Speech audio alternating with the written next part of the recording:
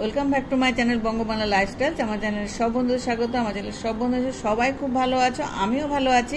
তো আজকে আমি চলে এসেছি ভূতনাথ বাবার মন্দিরে। তো এই মন্দিরের সামনে এক সাধু বাবার চায়ের দোকান সম্পর্কে তোমাদেরকে কিছু বলবো। তো সন্ধ্যা নামলেই কলকাতার আকাশ বাতাস উজ্জ্বল হয়ে ওঠে। অস্তগামী সূর্যের শেষ রশ্মি জলের ওপর পড়ে। হুগলি নদী ধীরে ধীরে বয়ে চলেছে এবং গলিত সোনার মতো চকচক করে। নদীর পটভূমিতে মন্দিরের ঘণ্টা এবং শঙ্খের শব্দ বাতাসে প্রতিধ্বনিত হয়। বিশ্রামের বিকেলের পরে পাড়ে থাকা চায়ের স্টলগুলি হঠাৎই কর্মকাণ্ডে উত্তাল হয়ে ওঠে। কয়েক দশক ধরে নিমতলা ঘাটের আশেপাশে বিপুল সংখ্যক চায়ের স্টল রয়েছে, তবে একটি নির্দিষ্ট দোকানের মালিক যে কোনো নৈমিত্তিক দর্শনার্থীর দৃষ্টি আকর্ষণ করবে তা নিশ্চিত। আপনি যদি ভূতনাথ ধাম মন্দিরের কাছাকাছি কোথাও থাকেন এবং সাধু বাবার চায়ের স্টলের দিকে যান, স্থানীয়রা আপনাকে অবিলম্বে দোকানটি দেখিয়ে দেবে। হরিশঙ্কর পাণ্ডে ওরফে সাধু বাবা এখন চায়ের দোকান চালান। ক্রেতারা দোকানে ভিড় করতে শুরু করলে এবং তাদের জন্য রাখা প্লাস্টিকের চেয়ারে বসলে তিনি ব্যস্ত হয়ে পড়েন। শীঘ্রই একটি বড় ভিড় জড়ো হয় এবং লোকেরা তাদের পরিবেশন করার জন্য ধৈর্য ধরে অপেক্ষা করেন। সাধু বাবার চায়ের সেরা অংশ হলো দুধ। গবাদি পশু লালন পালন করেন এবং সেখান থেকে দুধ সংগ্রহ করেন। শুধু দুধ নয়, চায়ের কাপের কয়েকটা কেশরও তিনি দিয়ে দেন, যার জন্য চায়ের স্বাদ হয় আলাদা। প্রতি কাপের চায়ের মূল্য বর্তমান দামের 30 টাকা। হরিশঙ্করের পিতার নাম শিবদাস পাণ্ডে এবং পরিবারটি বিহারের পাটনার নিকটবর্তী একটি গ্রামের বাসিন্দা।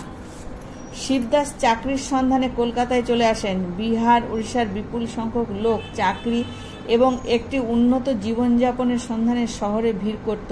তার বাবা ভালো কাজের জন্য খোঁজাখুঁজি করে ভূতনাথ মন্দিরে আশ্রয় নেয় এবং পরে মন্দির কমপ্লেক্সে বসতি স্থাপনের সিদ্ধান্ত নেন। সেখানে থাকার সময় তিনি মন্দিরে যাওয়া বা ঘাটের স্নানের জন্য আসা তীর্থযাত্রীদের 1 কাপ করে দুধ বিতরণ করার সিদ্ধান্ত নেন। কিন্তু তিনি আবিষ্কার করেন যে বাঙালিরা চায়ের মতো দুধ পছন্দ করে না, তাই তিনি চা বিক্রি করার উদ্যোগ নেন।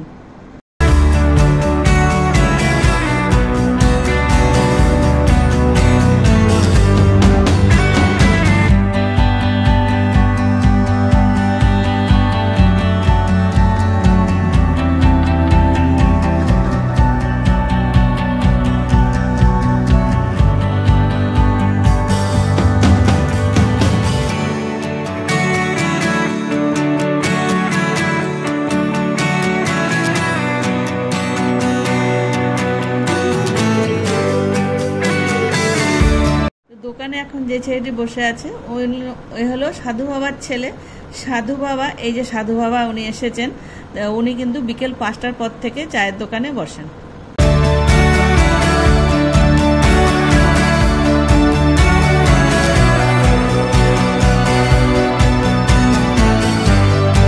সাধু বাবার এই চায়ের দোকানের সাথেই কিন্তু রয়েছে লিট্টির দোকান। 1 প্লেট লিট্টিতে 5টা লিট্টি থাকে, কিন্তু দাম 50 টাকা। খেতে খুব সুন্দর। তো আমরাও 1 প্লেট লিট্টি নিয়েছিলাম। তো আমি কোনোদিন এর আগে লিট্টি খাইনি, তো 1 প্লেট খেয়ে দেখলাম, সত্যি অপূর্ব সুন্দর। যেমন চায়ের স্বাদ তেমনি লিট্টির স্বাদ। তো তোমরা একবার এই ভূতনাথ বাবার মন্দিরের এখানে আসলে অবশ্যই এই চায়ের দোকানে 1 কাপ চা আর 1 প্লেট লিট্টি কিন্তু খেয়ে দেখবে। আশা করছি খুব ভালো লাগবে, কারণ আমার কিন্তু খুব ভালো লেগেছে। এখন তোমাদের কেমন লাগবে সেটা কমেন্ট বক্সে খেয়ে এসে জানাবে। এই হরিশঙ্করের জীবন আবর্তিত হয় চায়ের স্টল এবং মন্দিরকে ঘিরে। শিবদাস ছিলেন একজন ধর্মপ্রাণ সেবায়েত, যিনি ভূতনাথ মন্দিরের বেশিক্ষণ সময় কাটাতেন এবং প্রতিশ্রুতি দিয়েছিলেন প্রতিটি প্রজন্মকে দৈব নিবাসের সেবা চালিয়ে যাওয়ার জন্য। এর ফলে তিনি সাধু বাবা উপাধি লাভ করেন।